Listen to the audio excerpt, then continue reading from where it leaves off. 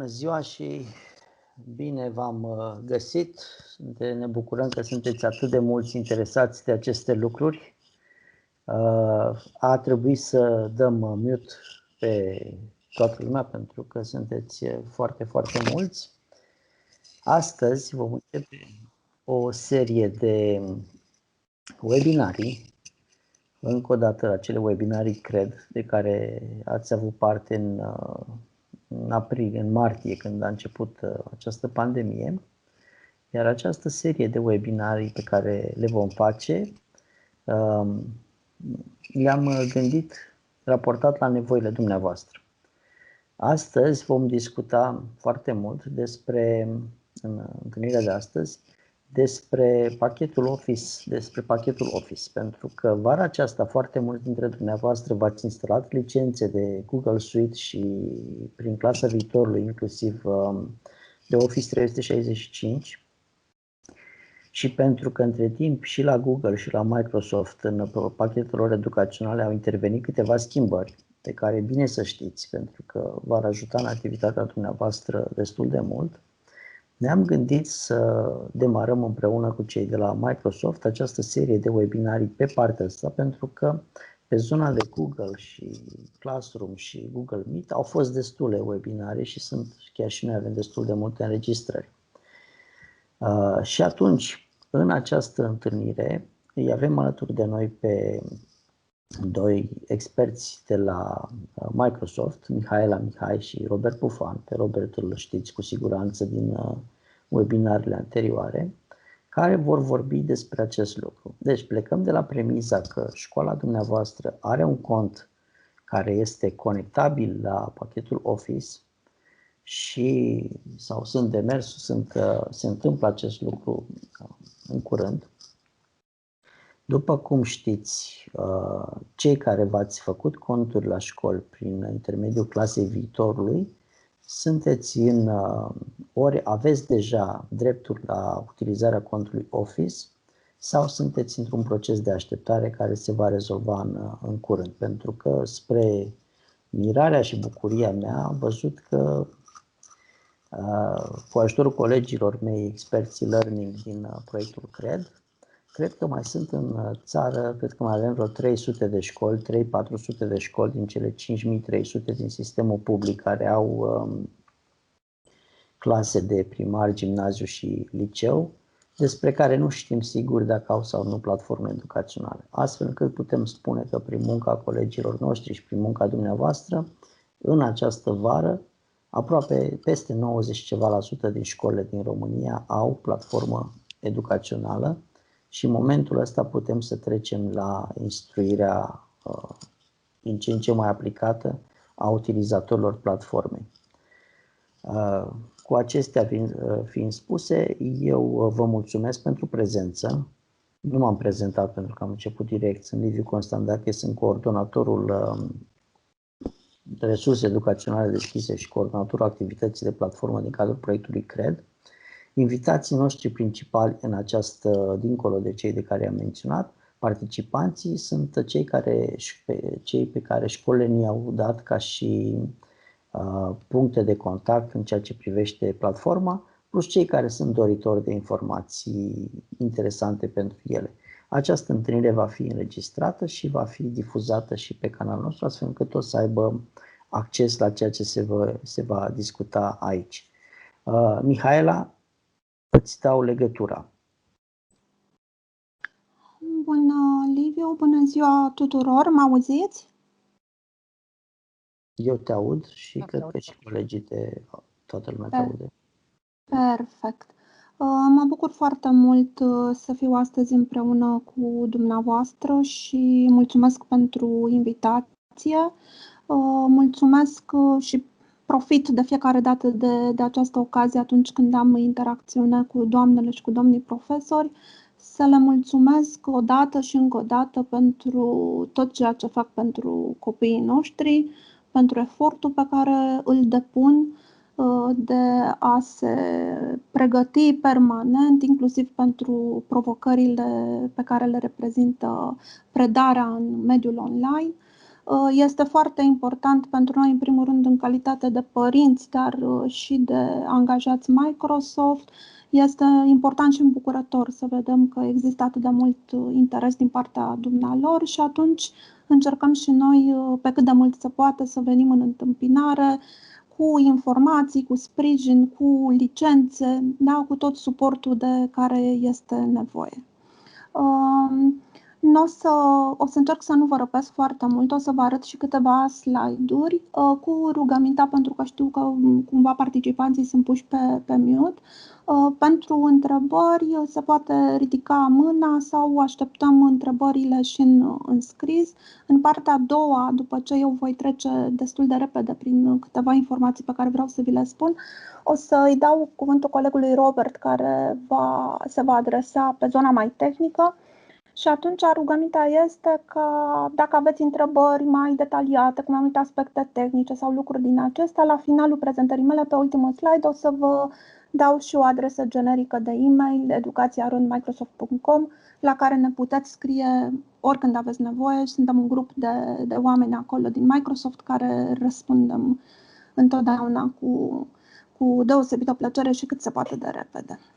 O să vă fac share la ecranul meu și o să vă rog să-mi spuneți să-mi confirmați când se vede.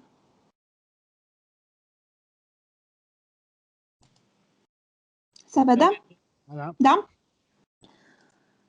Perfect. Deci, subiectele pe care eu mi le-am propus pentru astăzi, și încă o dată nu vreau să răpesc timpul alocat lui Robert, că o să vă arate lucruri foarte faine și utile. Deci eu o să vă dau câteva informații, un pic de refresh pe zona de licențiere, cum pot fi licențiate aplicațiile din suite Office 365 și o să insist un pic pe câteva beneficii ale Microsoft Teams for Education. Ceea ce ne place nouă foarte tare în Teams și am văzut că este apreciat și de către profesori în mod deosebit este faptul că, accesând aplicația Teams for Education, este foarte ușor să poți lucra la clasă cu elevii, pentru că Microsoft Teams este o aplicație unitară, funcționează ca un hub din care pot să accesez toate celelalte aplicații, indiferent ce am nevoie, indiferent de ce anume mi-am propus eu ca profesor, de pildă să lucrez la clasă, fără să fie nevoie să intru, să ies, să accesez diverse alte aplicații, să mă duc, eu știu, pe web sau în altă parte, să fac un stream pe un filmuleț sau să lucrez colaborativ cu copiii pe un spațiu de lucru. Deci aceasta este, cred că, cea mai utilă și cea mai interesantă caracteristică pe care o are Teams, evident deservind cam toate nevoile pe care un profesor le poate avea la clasă, da? De la a ține sesiunea online până la a da sarcini copiilor, a face proiecte comune, a împărți pe grupuri, a le da note, bareme, teme și așa mai departe. Deci, uitându-ne la nevoile pe care școlile le au, acelea de a îmbunătăți calitatea procesului educațional, de a îmbunătăți notele elevilor, dar și de a susține dezvoltarea profesională a celor care stau la catedră, noi considerăm că Teams acoperă absolut toate aceste nevoi, pentru că nu doar că pot crea o clasă în care eu, ca profesor, să lucrez cu copii, dar la fel de bine pot să fiu membru unui grup care este o cancelarie virtuală sau este o catedră virtuală, așa cum altădată puteam să mă întâlnesc la școală cu colegii mei din catedra de biologie, de exemplu, o pot face și asta online. Cumva Teams reușește, spunem noi cu mare succes, să redea cât se poate de bine atmosfera de la școală în online. Atâta cât se poate, noi zicem că se poate destul de bine și s-a lucrat foarte mult și peste vară, s-a ținut cont, cam pe tot globul a venit feedback din zona educațională pe niște cerințe specifice, o să ajungem și la ele și s-a încercat și în multe locuri s-a și reușit ca tot ce am primit ca feedback din teritoriu să se și implementeze. Am văzut că pentru a ajunge să avem succes trebuie să acoperim toate nevoile și vorbim aici nu doar de elevi care trebuie să intre la ore, dar și de școlile care trebuie să fie pregătite, de profesori care trebuie să facă față și să cunoască aplicațiile. Pentru că am văzut noi nu este suficient să ne ducem în școli și să ducem echipamente performante și să activăm licențe. Scopul nostru este acela ca profesorii să cunoască aplicațiile, să le adopte și mai ales să le și folosească cu succes și de aceea suntem cu toții astăzi aici. Încercăm să contribuim la experiența dumneavoastră și la a vă ajuta să învățați și să înțelegeți mai mult, să descoperiți noi beneficii ale soluțiilor noastre și să le puneți în aplicație poate chiar de astăzi sau de mâine dimineață.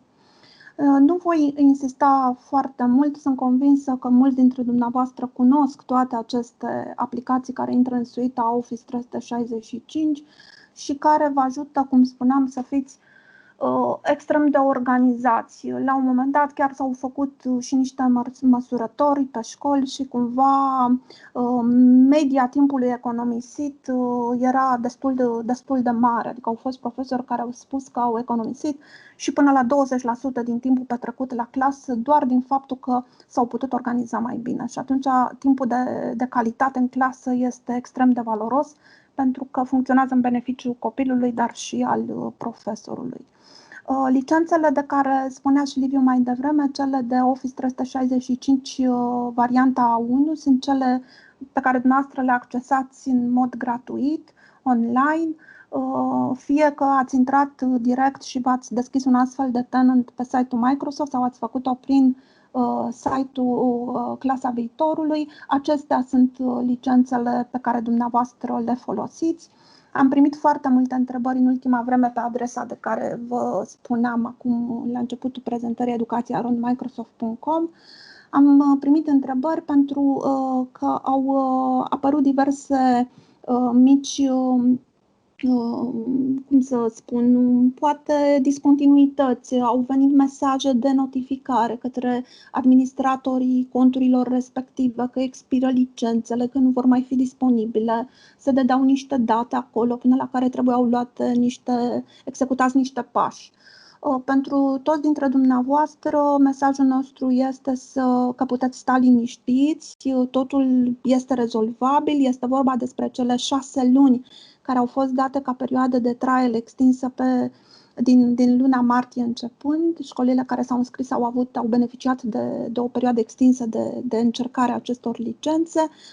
Condiția ca dumneavoastră să beneficiați în continuare de gratuitate este destul de simplă, nu e nevoie să plătiți nimic către Microsoft, doar trebuie școala să aibă achiziționat un domeniu și acel domeniu să fie asignat. După care să mai fac câțiva pași. Noi am pregătit și un ghid complet de activare a acestor licențe. De asemenea, la finalul prezentării o să vă dăm și linkul către acest ghid. Deci, indiferent de mesajul pe care l-ați primit, că în funcție de pasul în care vă aflați cu activarea, mesajele pot fi diferite.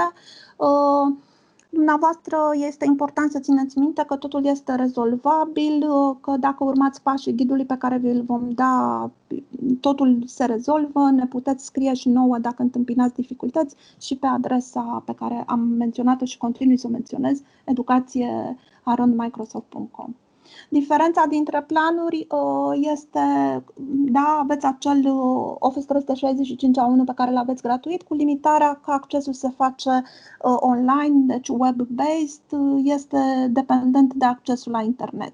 Avem deja oricum foarte multe școli care au început să își achiziționeze varianta de abonament A3 pentru că se pot instala local aplicațiile.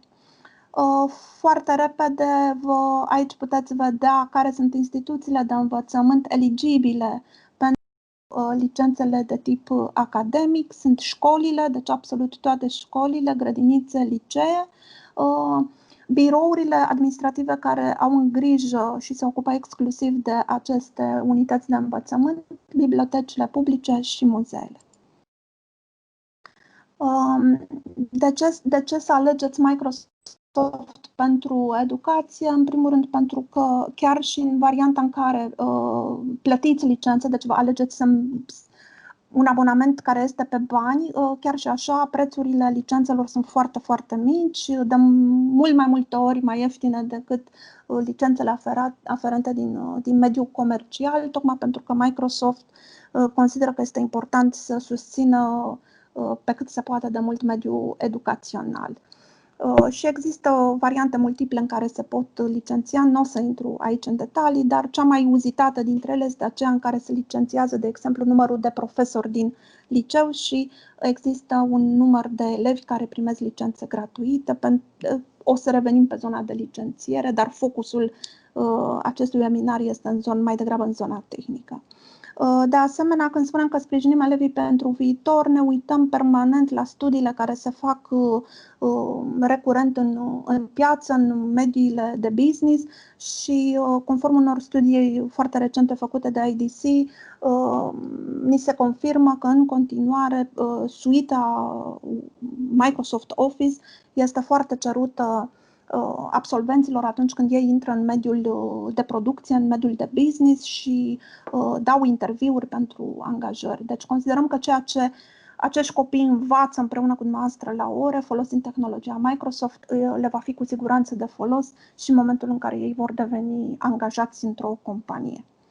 Așa cum spuneam, beneficiul cel mai important al Microsoft Teams este că dumneavoastră găsiți totul într-un singur loc și mai mult de atât, lucrul cu Teams este simplu și intuitiv.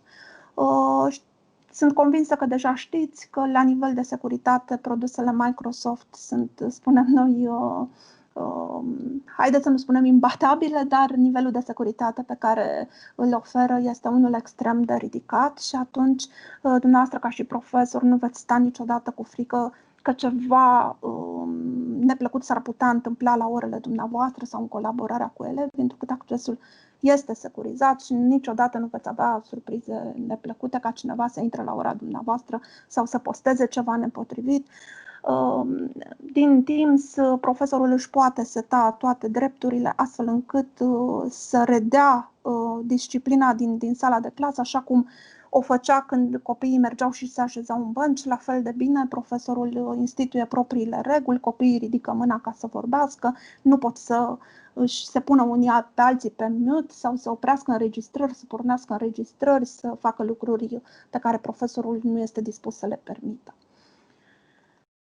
Și da, Microsoft Teams, în afară de faptul că este o platformă scalabilă și că dumneavoastră puteți să faceți acolo foarte multe lucruri și Robert o să vă și arate în webinariile care vor urma, este evident, este mult mai mult decât doar o întâlnire online. Adică nu avem doar o teleconferință în care profesorii și elevii intră, se văd, se aud, dar în rest colaborarea este greoaie, nu mai punem problema că facem poze unor teme sau trimitem mesaj cu tema și ne chinuim să ne organizăm așa, pentru că, iată, Teams ne permite să replicăm, vă spuneam, toate activitățile de la sala de clasă. Vă spuneam, o să revenim în webinariile care urmează, cel puțin următorul chiar este dedicat creării de conținut la lecții și vă vom da acolo absolut toate detaliile despre cum să dați copiilor note, cum să le dați teste, cum puteți face bareme. La fel putem să vă arătăm lucruri de genul sincronizărilor și de calendare, astfel încât să rămâneți conectați, să aveți tot timpul, să nu aveți dificultăți și surprize de genul că sunteți programați la 2 clase în același timp. Elevii nu vă vor mai putea spune că n-au știut la ce oră să intre și când, lucruri de genul acesta. Una din noutățile foarte dragi nouă este aceasta de Together Mode. De ce? Pentru că psihologii care lucrează în echipele de educație de la Microsoft Corporation au transmis și s-a ținut evident cont de acest feedback, faptul că suntem izolați acasă nu e deloc plăcut, iar faptul că suntem prezentați pe ecran într-o fereastră, într-un pătrat, cumva accentuează senzația de izolare și atunci pentru copii și nu numai s-a creat această facilitate de Together Mode, astfel că ne adunăm cu toții într-o sală de clasă, putem să ne uităm stânga-dreapta și sentimentul că suntem din nou împreună este cumva acolo și ne ajută să ne simțim mai bine și vă spun că a fost extraordinar de gustat de copii la clasă. O să intrăm în webinariile care vor urma, în zone de cum puteți să folosiți OneNote-ul ca să rămâneți conectat în comunitățile de învățare, cum puteți să personalizați lecții sau cum să vă duceți și să folosiți aplicațiile și să personalizați ceea ce există ca și materiale deja, Microsoft punând la dispoziție în zona de suport pentru aceia dintre dumneavoastră care sunteți interesați și vreți să accesați materiale, există education.microsoft.com, este site-ul unde dumneavoastră puteți accesa extrem de multe resurse, să nu porniți de la zero, cam orice materiale aveți nevoie, adevărat în marea lor majoritate sunt în engleză, dar la rândul noastră puteți contribui și puteți face sharing de astfel de informații. Sper că n-am răpit prea mult timp cu prezentarea mea. Vă spuneam, adresa la care ne puteți scrie este aceasta pe care o vedeți pe ecran. Și eu și Robert și alți colegi de-ai noștri facem parte din acest grup. Răspundem și la întrebări referitoare la zona operațională, adică nu m-am descurcat cu ghidul, nu am știut să trec de la pasul 3, de exemplu, ajutați-mă, sau chestii mai complicate, tehnice, și aici Robert și alți colegi de-ai noștri vă pot ajuta. Iar ghidul care a fost creat pentru a vă ajuta în activarea licențelor începând cu pasul 0 până la finalizarea procesului este acest prim link, ghid școală. Deci acolo sunt descrise în detaliu, în limba română, absolut toate etapele, aveți cu print screen, pas cu pas, cu next, ce trebuie să faceți astfel încât să puteți beneficia în continuare cu succes de licențele și de soluțiile Microsoft. Cam asta a fost prezentarea mea.